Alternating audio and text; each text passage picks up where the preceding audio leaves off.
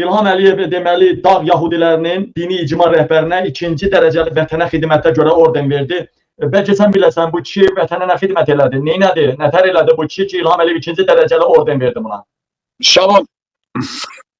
Hani başarı edeyim de. Adamsız ele riski demokratik devlet değil. İlham bunu eleye bilmez. İlham ne istiyor onu eləyir.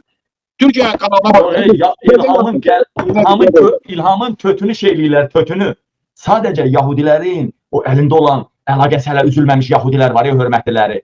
Onlara medal zad verir ki İlhamın popsunu korusunlar, popsunu. Bunlar popu koruyanlar da popu. İlhamın atarı, o şey var iğne yumurtağın içindedir, yumurta kuşun içindedir, kuş doğuşağın içindedir, doğuşan Türkiye'nin içindedir, Türk'ü kurtun içindedir, kurt da sandıktadır.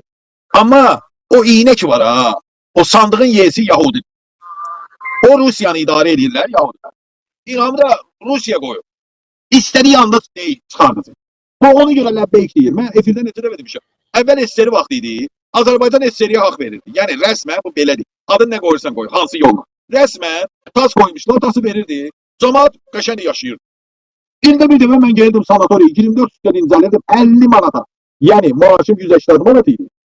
50 manat verib, maaşımın 27%'ini, 26%'ini verib, 28%'ini verib. Mən 24 gün günde 5 dəfə yiyib, müalicə olunurdum. Svetlana, Soçi'də, Svetlana şeyində, sanatoriyasında. Bu necə olur? Həmən mən ev növbəsində durub 3 il ev alırdım. İkinci də işləyə.